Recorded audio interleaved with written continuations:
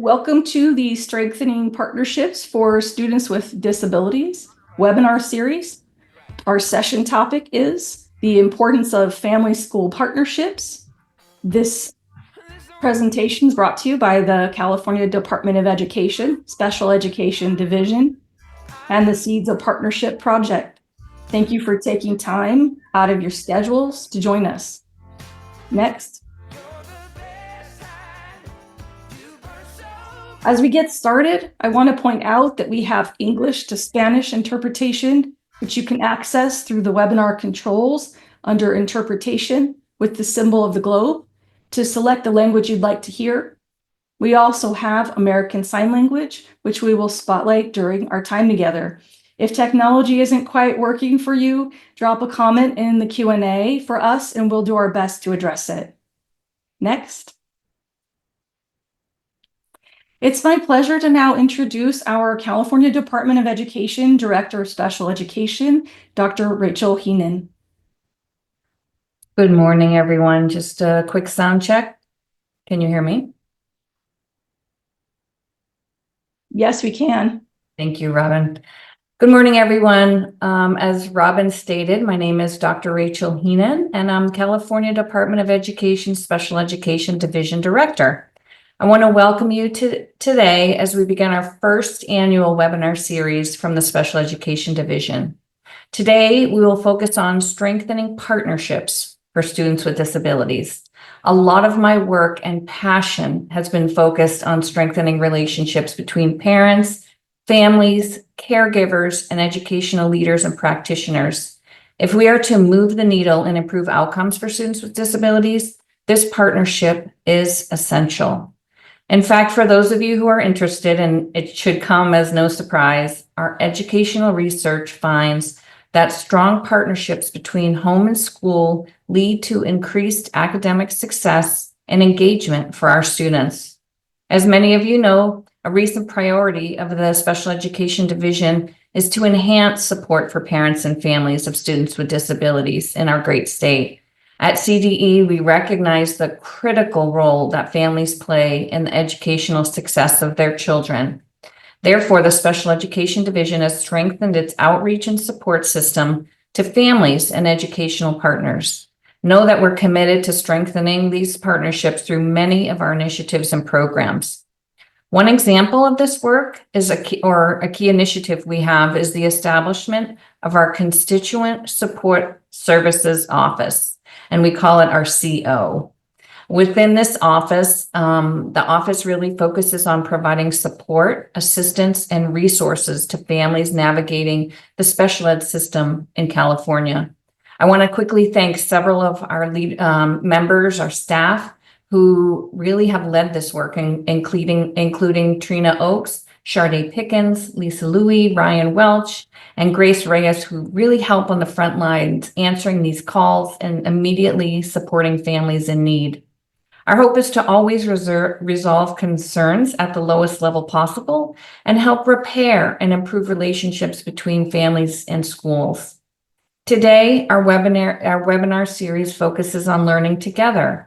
You may be a parent wanting to learn more about special education and how you can better support your student within your school or home. Or you may be an educator or school administrator seeking additional strategies to engage your students and support them and families. Or you might be a staff member from one of our state's numerous family resource centers, family empowerment centers, or parent training and information centers. And you may be exploring additional resources and supports to engage with schools in your community and the families you serve. I want to thank you all for your unwavering support and partnership in this critical work.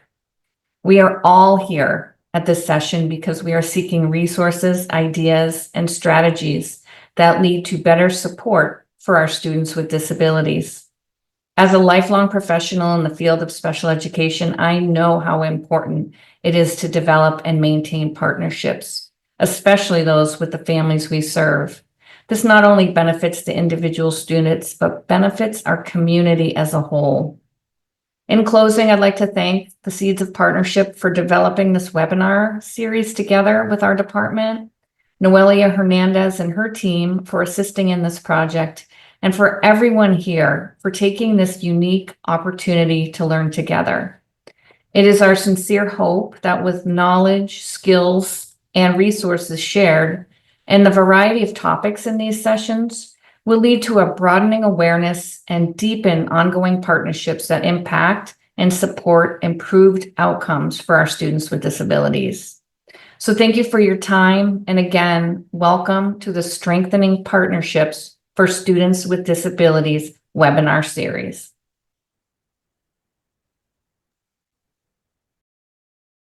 Thank you, Dr. Heenan. So my name is Robin Ryan. I'm the coordinator of Seeds of Partnership Project, which is out of Sacramento County Office of Education. And with me assisting in this session are our colleagues from Seeds of Partnership, the California Department of Education, as well as our partners from Learning Heroes, who we'll hear from in just a bit. So for those who may not be familiar with Seeds of Partnership, we want to make sure you know who we are and what we do. We're a longtime partner and technical assistance project funded by the California Department of Education. Out of Sacramento County Office of Education, we provide training, develop resources, and partner on initiatives in and around all things family engagement, family support, including assistance with compliance improvement monitoring and coordinated support of the family empowerment centers. To learn more, please visit our website at www.seedsofpartnership.org. We are excited and share the excitement. Oh, please go back one slide. We are excited about this partnership, as Dr. Heenan shared, to bring forward the webinar series because we believe in the power of sharing knowledge and experiences. So our goal is to create a space where educators, families, and professionals can come together to learn and connect with effective strategies, resources, and insights that support students with disabilities. We hope these sessions inspire meaningful conversations, foster collaboration, and highlight voices of parents, students, and educators, and others who make a difference in students' lives. Our topics are generated from years of direct input from both families and educators in California, and we look forward to adding additional areas highlighted by those of you joining us in these sessions, and those who provide feedback from tuning into a recording. We have a combination of participants joining us today, and that's parents of children with disabilities, as well as administrators, educators, and parent-centered professionals. There are a lot of people on here from different perspectives in our work. So we are recording the sessions, and they will be available on our Seeds website in the e-learning gallery, where you can also find upcoming events. And we'll put that link in the chat. We can go to the next slide. Thank you. In our session today, the importance of family-school partnerships, we will focus on setting a bit of a foundation for our overall series. And together with our partners from Learning Heroes, we'll look at what does the research say about effective family engagement. We'll talk for a bit about the elements of trust. We have some points to stop and reflect and become familiar or reacquainted with some of the highlighted resources. And our spotlight from the field, this session, they're both statewide, and we have the California Family and Community Engagement Initiative, and also California Family Empowerment Centers.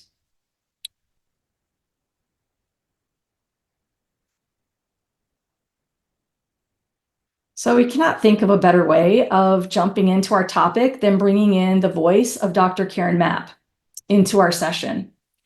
Dr. Mapp is a leading family and community engagement expert whose research has been internationally recognized for over 20 years. She's a senior lecturer on education at the Harvard Graduate School of Education. She recently participated in a U.S. Department of Education Family Engagement Learning Series. I'd like to share with you a clip of one of the segments to further ground us in just in general to the importance of family engagement.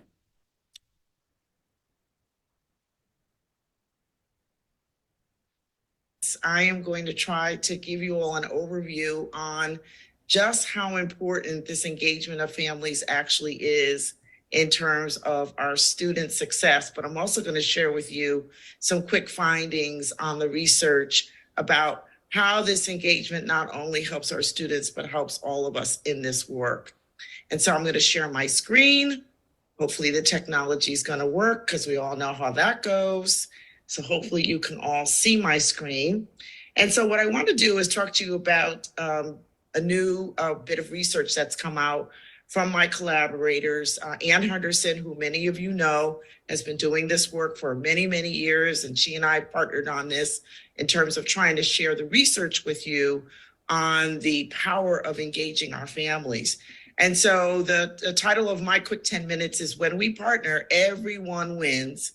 And we're fortunate enough to have published a brand new book. It came out this past year in 2022, which really is the fifth installment in the evidence series. Some of you may remember A New Wave of Evidence, and this is a book that Ann and I authored with the support, actually, of the US DOE through the CETO, through the folks at CETO, excuse me.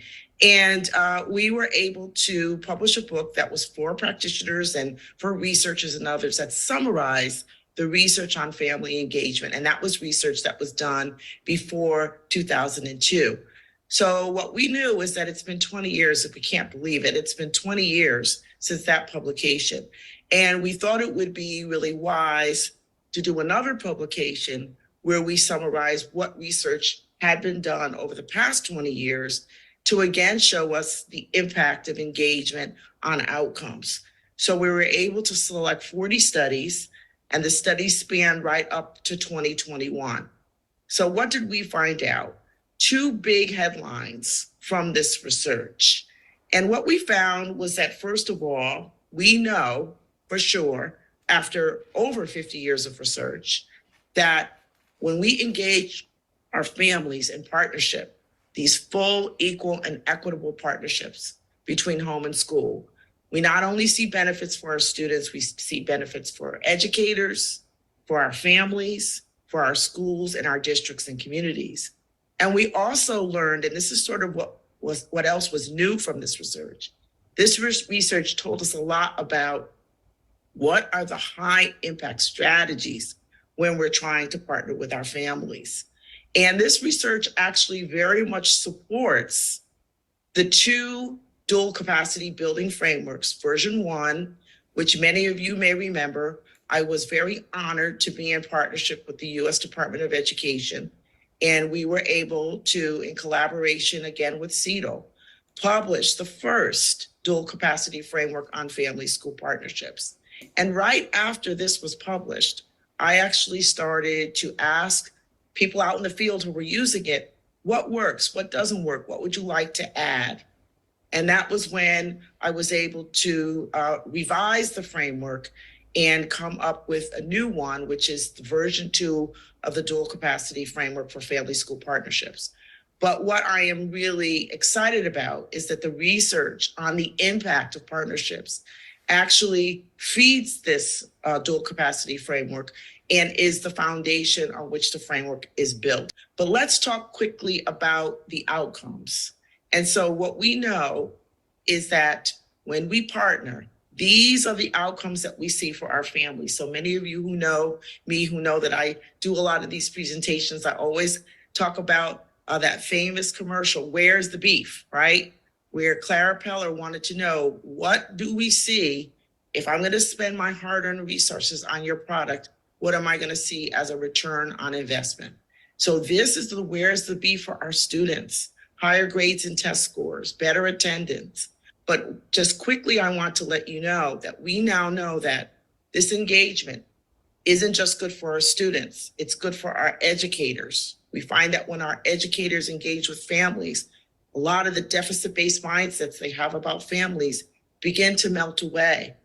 they start to really appreciate multicultural awareness and know how to do those strategies and practices. Stronger morale. What else do we see? We see wins for our families now.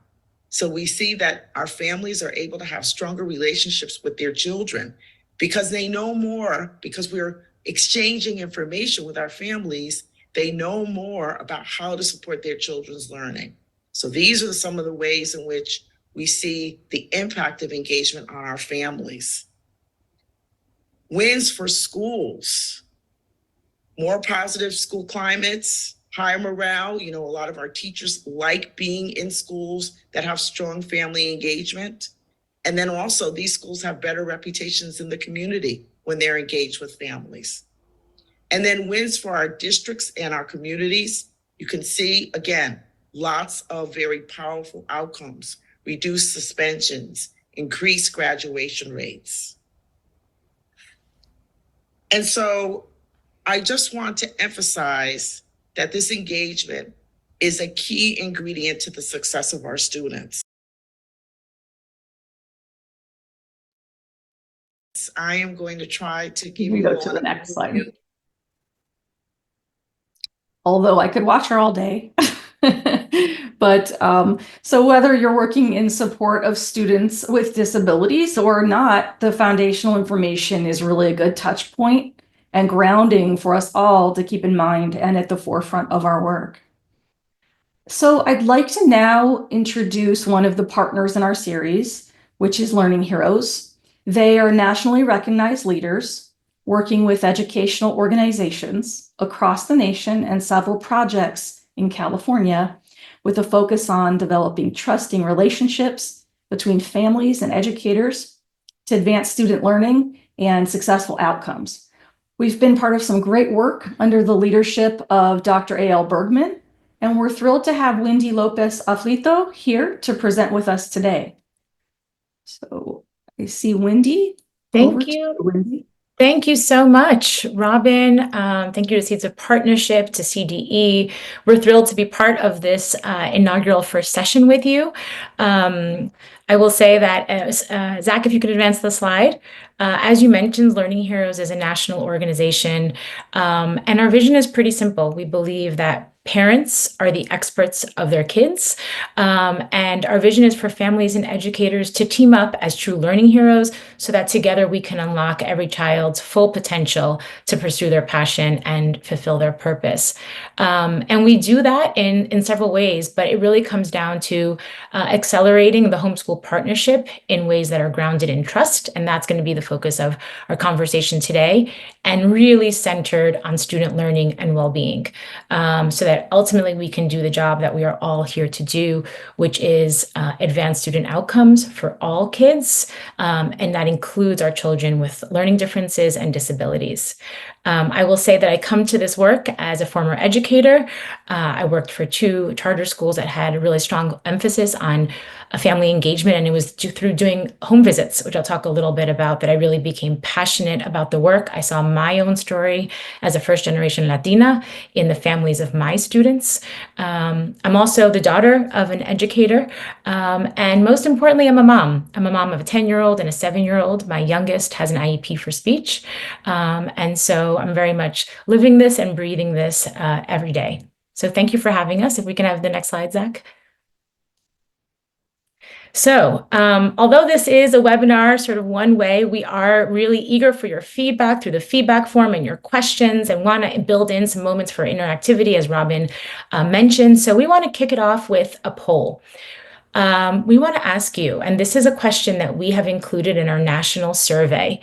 And so we want to get your thoughts, and then I'm going to share what we've heard from both parents, educators, so both teachers and principals nationally. So I'm going to ask you, which of the following terms best represent the language you use when describing your goal for family engagement, right? So not necessarily the words that you use, but what's your goal for family engagement? What do you want it to feel like? What do you want it to look like? So if we could launch the poll, and again, thinking about what you want, your homeschool relationships to look like, what best describes it? Collaboration, partnership, trust, teamwork, strong relationship, strong school community.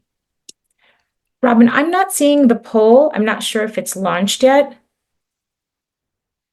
It is launched. We have several okay. people doing Oh, it. great. Fantastic. Do we want to give it I'm a former teacher, so I'm okay with some wait time. Let me know when you want to release. Just can't see it. It looks like it's kind of slowing down. Maybe any last couple seconds. Anybody want to finish putting your vote in?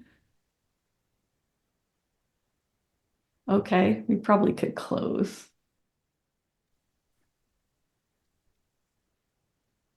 Great. I love doing this because it's always so interesting to see.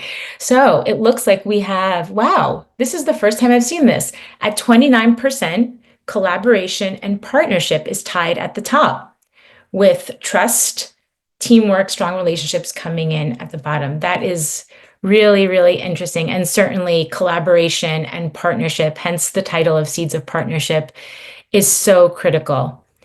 Interestingly, Zach, if you could advance the slide, what we have seen nationally, and one more click on this slide, is that although partnership is often the way we describe the work, when it comes to the goal for family engagement, trust and teamwork interestingly rises to the top for both educators and parents. And in focus groups, when we unpack this and we say, well, why? Both parents and educators say things like, well, teamwork alludes to sort of passing the ball, right? Each having a different role on the field, but working in hand, working in sync.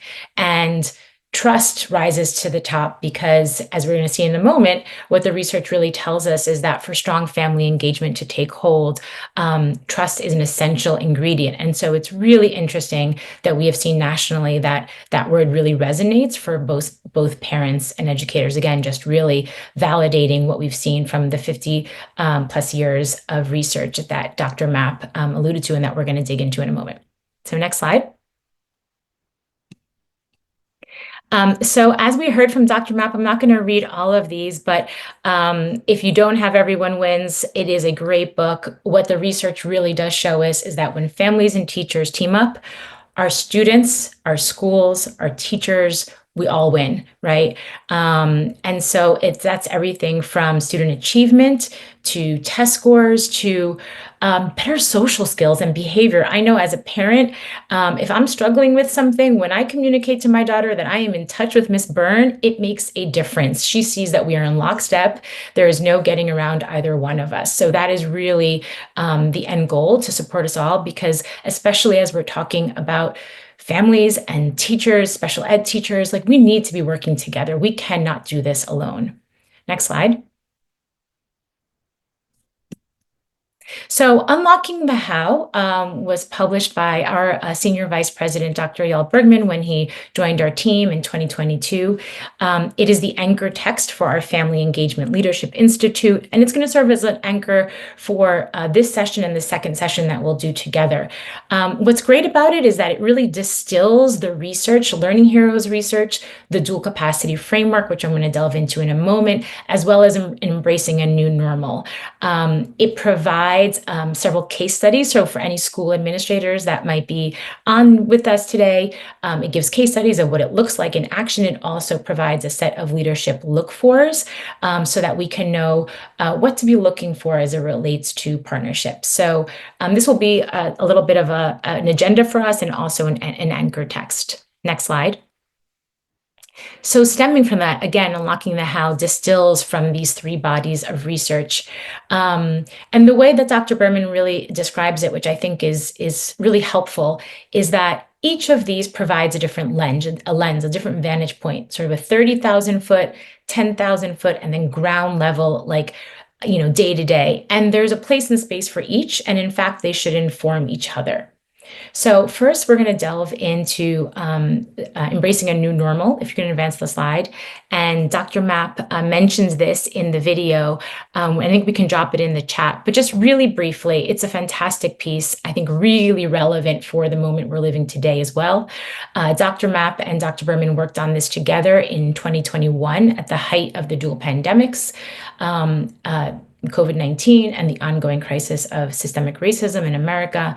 And really they wanted to take a step back. Again, that 30,000 foot, because both of those pandemics really do tell us a lot about the homeschool relationship.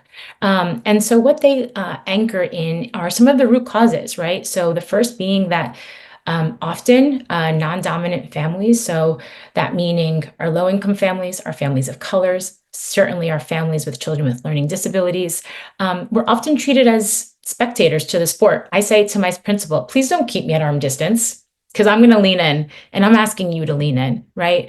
But the system isn't always set up that way. And so we need to acknowledge that and shift the mindsets that are needed to really see families as assets. The second is that often the expertise and the cultural capital of our families is overlooked. And there's way too many examples of this in our education history, unfortunately, but a concrete example that is personal. I'm first generation Latina, as I mentioned, and I was really fortunate to grow up in a household that, as my parents were learning English, I went to Colombia every summer and I learned Spanish. But too often, and I've seen this as an educator, the message to our immigrant and our English language learning families is that we shouldn't speak our home languages in a misguided effort to push us to learn English, when in fact we know that the research says that a strong foundation in our native language and our home language can only help us learn a second language. And so what ends up happening is essentially cultural erasure, right? We end up with generations, I've seen this amongst my peers, of folks that don't speak Spanish or their home language. And then they have a sense of shame because of that, when in fact it was, the system that sort of overlooked that language as an asset, as not valued. Again, too many examples to get into, but wanted to share that because I'm sure that there are folks on this call that may have peers who have experienced similar things or yourself. The third is that family engagement efforts can often take on what we call an assimilationist function. An example of this is parent universities or parent liaisons. And I work a lot with parent coordinators here in New York, and it is a wonderful resource. And often it's families who are asking us for these resources. But what Dr. Berman and Dr. Mapp, really put forth is that just focusing on the service component that one way is incomplete, because we really do need to be supporting our teachers so that they have the capacity to really partner with families. And that ownership of partnership really needs to be held with both, not just on families, not just asking families to come to us, to come to the school. I think especially with families with children with learning disabilities, there's just all kinds of barriers, right? So we should be meeting families where they are. And what they call for in this report is really inspiring. I think it's really relevant. They call for more of a liberatory approach, meaning free of power imbalances, but also as I love hearing Dr. Mapp talk about this, free to show up as who we are. And I know that for me, when I show up to my IEP meetings, my specialists and my teachers know that I usually at some point cry. I'm a crier because this is my baby that we're talking about, right? So we should have the freedom to show up when we're frustrated, with respect, of course, when we're upset, but free to show up however we are. The second that they call for in terms of a North Star is that this work be solidarity driven, right? So not solely focused on service, but really focusing on collaboration in fellowship. And this doesn't always mean agreeing, because collaboration can be hard, and we sometimes on both sides, parents and teachers need to compromise, but it does mean having each other's back. And then finally, they call for family engagement that is focused on what we're all here to do, which is ensuring that all kids, and the emphasis being on all, have what they need to succeed and to thrive. So that's sort of that 30 a 30,000-foot step back that, again, I think is really relevant for today. And now we're going to advance the slide, and we're going to take a closer look at the dual capacity framework. It's hard to follow Dr. Mapp and her video, but I'll do my best here. As she mentioned, she worked with Dr. Bergman to update the framework. This is the version 2 framework. It is the most widely used framework in America. She really is the godmother of family engagement. And how they talk about it is that it's really meant to be a compass. Again, this is like that 10,000-foot view, so that you can point your family engagement strategy and know that it's based on what works, what the research says. They also really encourage folks to look at it in its entirety. We're going to hone in on the purple, the essential conditions. Those are those high impact strategies that really anchor the work. But it's important to look at the full picture because it's built to be sort of like a logic model, in starting with the challenge, what we can do about it, and then the outcome. So we're going to begin just taking a look at the challenges, right? And for educators, what we know, what our research shows, what a lot of research shows, is that too often educators are not trained formally in family engagement. So they don't have those mental models, those examples of what it looks like. And so what ends up happening is they try stuff, they, tinkle here with a family night, or they do a couple of things. And when it doesn't work, when they don't have that, those mental models of what collaboration looks like, it's no wonder that even really well-intended educators, I've seen this with my peers, can develop those deficit-based mindsets about families and sort of give up, even though they're working really hard on what that collaboration can really look like. And for families, similarly, who may not have been exposed to examples of family engagement, may have had negative experiences themselves, or currently they may have had limited opportunity to contribute to their students' learning. They too can end up with a deficit frame and resulting in feeling disrespected. I think we want to move quickly to what we can do today, but it's important for today's conversation that we really also uplift that the families and educators with students with learning differences and disabilities have these very same challenges, but often with added and unique stressors and circumstances, right? So for example, teachers and staff may not have adequate training or understanding of specific disabilities and learning differences. And in recent research that we did actually with understood.org last year, they really named that gap in training and also named that they need more support when communicating and partnering with families. So understandably, this leaves teachers feeling frustrated. It leaves parents feeling frustrated if their children's needs aren't being met. There's also leads to misunderstandings about what the child can or can't do, and that causes that added tension. And then there is the very real emotional stress that both special education teachers and families with students with learning disabilities feel day in and day out, right? And that impact is real. Just saw a great article this week that I shared with Robin around the burnout of special education teachers and how school leaders can be supporting them in that. And we know that families too, I feel this often, are just overwhelmed. And both of us end up feeling alone. And that's where this work comes in, because it is about that end goal in building the dual capacity so that we can create stronger teams together. So we're going to take a closer look at the process conditions. But again, the end goal here is, now we're looking at the green column, is to build the capacity so that both parents and teachers have improved capabilities and skills. They feel a better sense of connection. Their mindset shifts are more positive about each other. We're not looking at each other through a deficit lens, but really looking at the funds of knowledge that families bring to the table.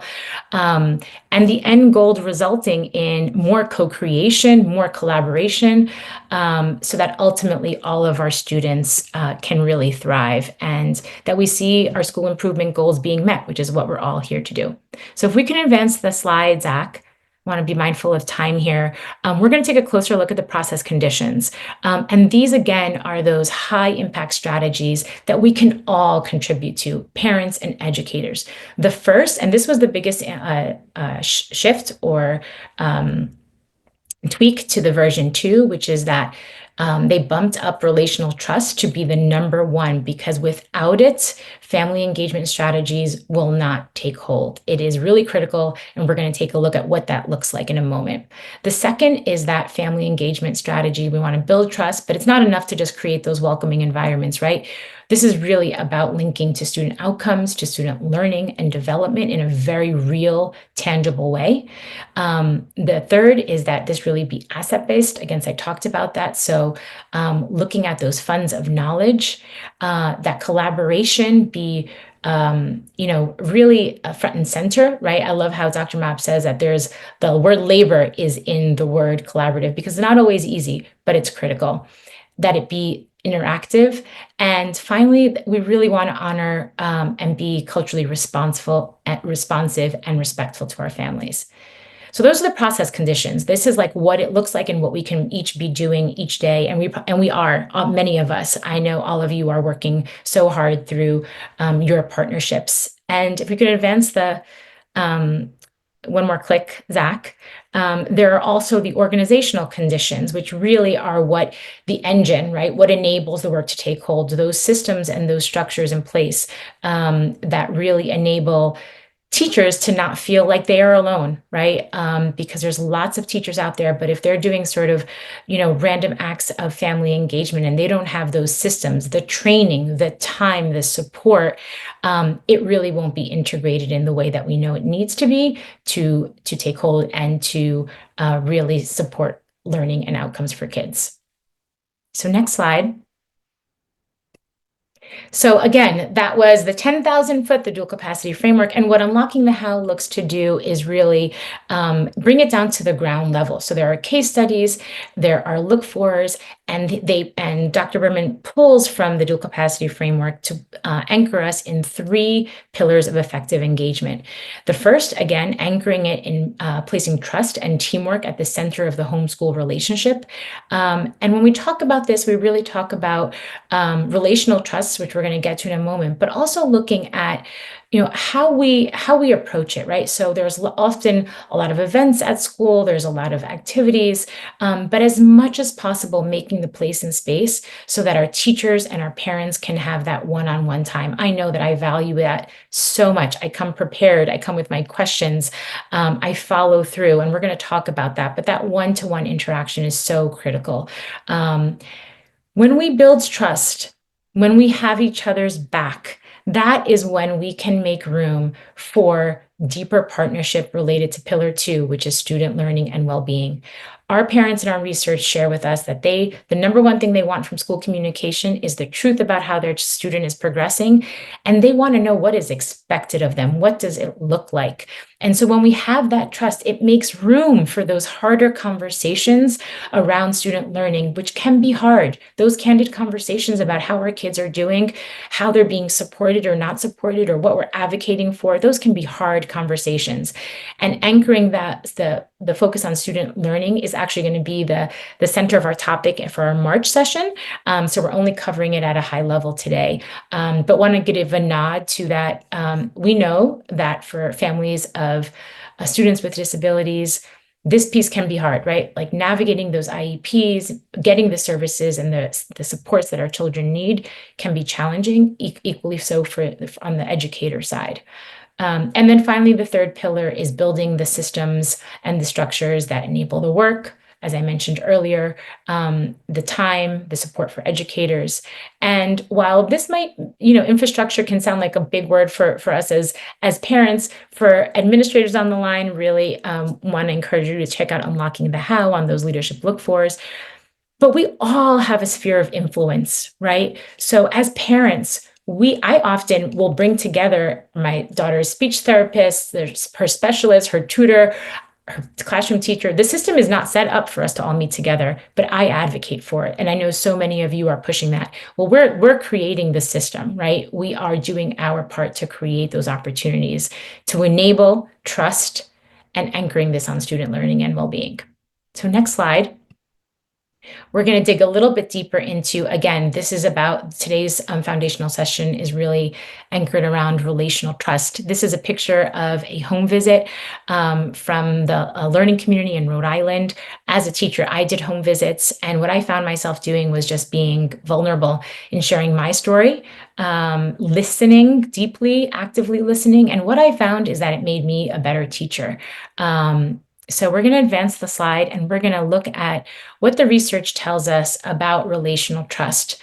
And in Unlocking the How, Dr. Bergman really pulls from the seminal research out of University of Chicago by Anthony Breik and Barbara Schneider, where they followed more than 400 schools over the course of 10 years in Chicago. And what they found is that schools that had strong elements of relational trust made stronger and faster grounds on their school improvement goals, including student achievement. And those elements of relational trust that they found to be really helpful are respect, competence, integrity, and personal regard, right? So as we think about like how we build trust with our neighbor, our friends, we show empathy, we listen, we show them that we value them. And that is what these elements essentially come down to. But to be really concrete, Dr. Bergman, what he did was put together some questions that we can ask ourselves as parents and as educators.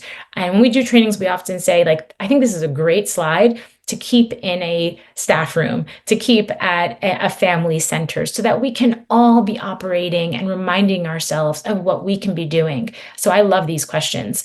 The first, as it relates to respect, is, am I seeking input from, and do I listen and value what families and teachers have to say? And the emphasis really being on all. The second is, how am I demonstrating to families that I see them as competent and that I, as a teacher, am competent, right? No matter where families sit, no matter what's, on their plate day to day, which is often a lot, they do have the capacity. They do want to partner with us. And so acknowledging that is really, really critical. And then integrity. I think this one is so important, especially in the context of today's conversation. Do I keep my word with families? I think that what we've seen is that families want us to be real. They want us to be transparent. So if we are not able, as a school, as a system, to provide the support, the specialist, whatever the added support is for our students with learning differences and disabilities, we need to be honest with families, but we need to also let them know that we're working on it, that we're tapping outside resources like the family centers, which Robin is going to talk about in a moment, but really keep our word, follow through. And then finally, how do I show that I value and care about families and teachers? Again, this is a dual capacity. This is both sides, as people, as human beings. And sometimes in the day-to-day, when we're all feeling stressed, that can be really easy to drop, right? Especially when we're dealing with legalities and those compliance letters. I hate when I get those letters. Sometimes there's the language in them makes me cringe. But I know that behind that letter is a teacher, is a specialist that cares about my child, that sees my child. And that is so, so important. It makes all the difference. Next slide. So those are the four elements that the research has really showed. We actually asked in our national poll, we asked parents, teachers, and principals to share what they thought, what was most important as it relates to these elements. And I know there's a lot on here, but the main message is that parents, teachers, and principals are on the same page. They really do know how important it is to make sure that families are being heard and valued. They acknowledge that it's important to keep our word. They do know how important it is to show that we care about each other as human beings. So it was really interesting to test those four elements and see the consistency and the agreement. And it's important to ground us in that sometimes in moments when we feel like, we are frustrated or we are sort of burnt out, if you will, as we know that many of our teachers and families are feeling. Next slide.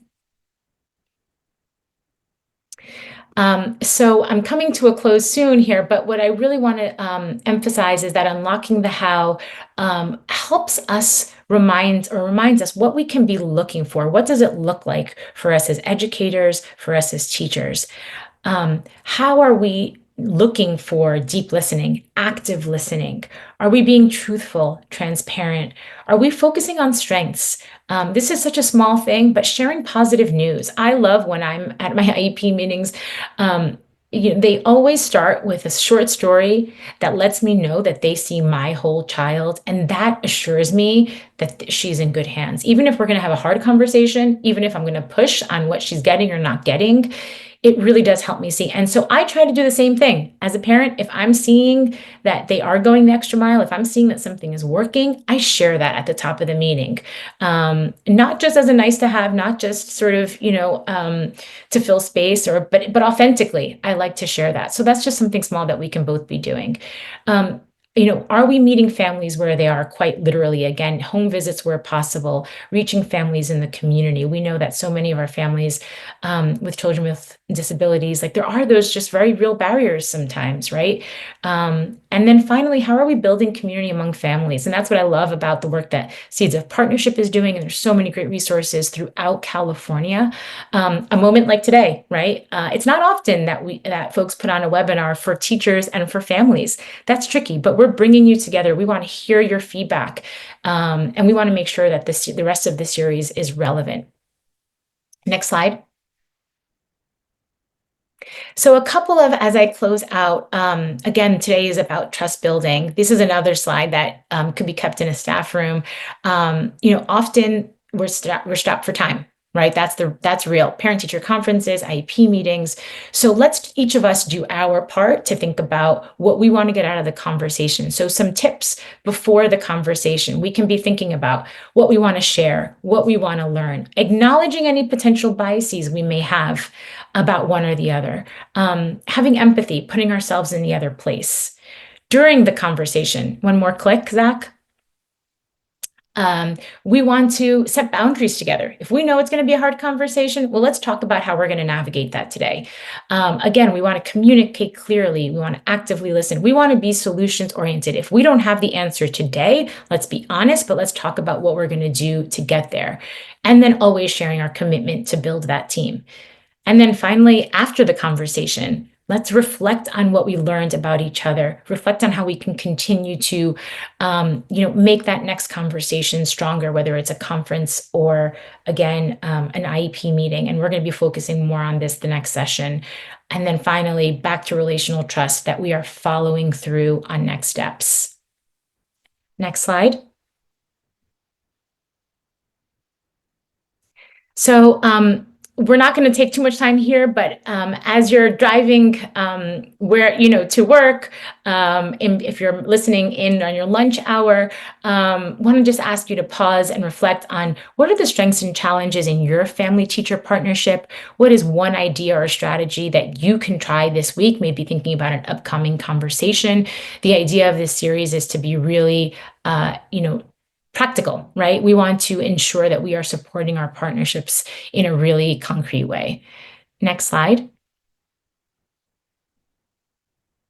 We're going to get into the portion of resources. Robin is going to share more about the centers.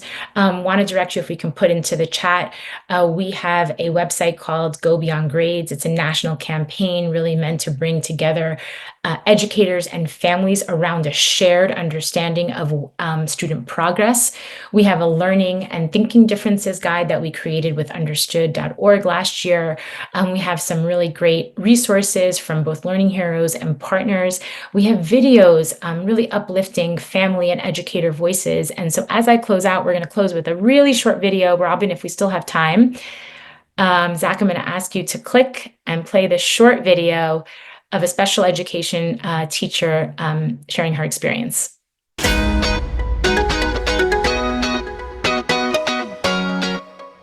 My name is Latanya Spence, and I have been a special education teacher for the past 26 years. Teachers are the first to identify or notice when their students are struggling academically and or behaviorally. And teachers should be the first line of communication when relaying this information to parents. However, teachers do find having these hard conversations with parents extremely challenging because parents are not always willing to accept that their child learns differently.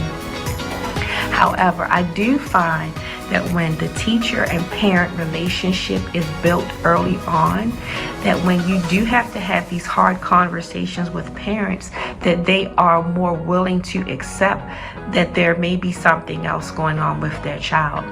I also find that when I share my own personal stories of having a son who had a learning disability, the benefits of early detection and even the benefits of special education, how those two made him overcome his challenges throughout his academic career and even in his personal adult life.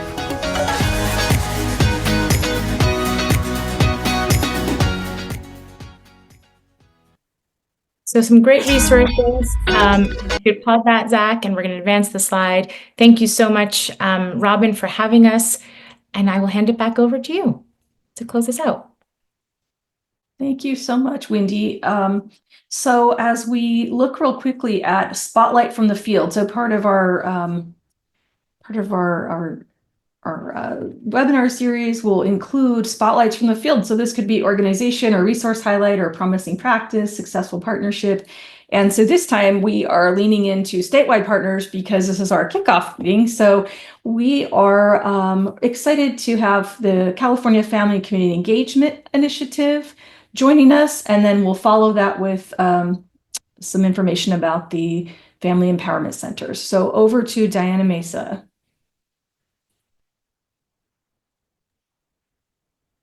Well, hello, everyone. I wanted to start off by thanking Robin and thank you for inviting us to talk about our Family and Community Engagement Initiative and just the initiatives throughout the state of California. Our mission is to empower educators, county offices of education, and school districts and families to build strong two-way partnerships that support student success.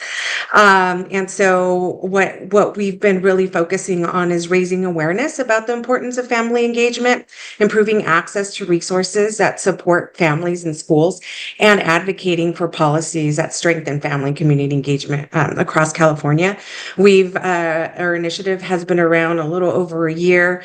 We've really been focusing on the storytelling and connecting the dots and really working with our partners to really be that communication centralized hub. My background is all in communication, so I'm always thinking about best ways to be able to unify and have, one-stop shop. And that's through working with our partners.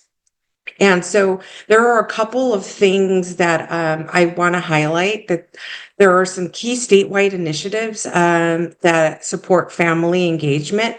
And that's our statewide Family Engagement Center that the U.S. Department of Education awarded California $5 million over the span of 5 years to establish this center. And it's led by our Parent Institute for Quality Education in partnership, which is known as BICE, with CDE and other educational leaders. And so this initiative is developing statewide framework to enhance family engagement. So this will be the home, the one-stop shop. In fact, we had a strategic planning meetings the last 2 days. And so I'm excited to roll out what that framework's going to look like, in the future, but it's definitely going strong and they are planned. We also have, excuse me for the noise. We have the California Family Engagement Network, and that's a network that unites nonprofits, government agencies and foundations, and educational leaders to integrate family engagement as a key strategy for success. And their priorities are integrating family engagement, enlightening capacity building, and developing a family engagement policy and communications campaign. We also have CEI, which is our Community Engagement Initiative, established in 2018 and led by the California Collaborative for Educational Excellence. So this initiative helps schools and communities build trust, navigate difficult conversations, and improve student outcomes. So it continues to expand and is supporting more districts across the state. And then we have our community school partnership program, and this, led by the CDE, connects schools with community agencies and local governments to align resources that enhance student success. And so the partnerships provide academic support, health and social services, youth and community development, and family engagement. We also have Seeds of Partnership through our family empowerment centers. And so you heard about that, so I will not go into detail. But also just the updated California teaching standards, which put family engagement at the core. In 2024, actually in February 2024, California updated its teaching standards, making family and community engagement a key element. So educators are now expected to develop effective communication strategies and build strong relationships with families to support student learning and success. And so California recognizes that family engagement is essential to student achievement. So they acknowledge that at-home partnerships as vital, amplify parent and family voices in the decision making, and then hold schools and districts accountable for authentic family engagement. So this is something that we really are working on as an initiative with all of our partners, and we will continue to really push that message and make sure that family and community engagement is not seen as just a program. It's a mindset, it's a strategy, and it's a shared responsibility. And it's exciting to be in spaces like this where tools and the how and just talking about the importance of it just really moves the needle. So thank you so much for inviting us to be part of this, and I will hand it over to you, Robin. Thank you. And if we can move forward to the next slide, please. Thank you so much. So we did want to highlight the family empowerment centers. And the family empowerment centers, just real quickly, again, these spotlights are only for just a couple minutes, and then you can kind of on your own look deeper into these things. But the family empowerment centers are across our 41 regions in California is how we're set up. And each region has a nonprofit organization that receives Family Empowerment Center grant funding through the California Department of Education to serve their region. So the Family Empowerment Centers are supported through the California Department of Education and Seeds of Partnership. They serve parents who have children and young adults with disabilities between ages 3 and 22.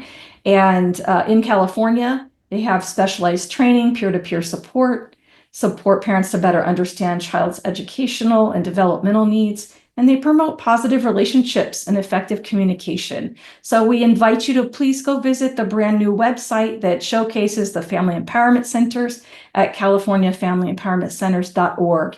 And part of our role is to promote their good work. And so we're really happy to partner with them, and we look forward to highlighting each of them in one of the sessions going forward. So next slide, please. Just in closing, we do have a feedback survey. We want to hear from you. Very important. Share your family school partnerships with us. Stories in our feedback survey here. We want to know what's working well, what isn't, what sessions or topic areas can we lift up, what would be helpful to you. And so we have a QR code here. We have a small bit.ly link there for you. And we really encourage you to share with us what's going on out there, what else is working and what isn't, and what can we highlight. So thank you again for your time. We can move on to the next session, and we have that link in the chat there for you, but we can move on. Thank you. And thank you again for joining us on behalf of the California Department of Education and the team here, Director Rachel Heenan, and our Seeds of Partnership team in our county office. Thank you so much. Through learning together, we strengthen partnerships. So I appreciate your time and look forward to seeing you at a future session.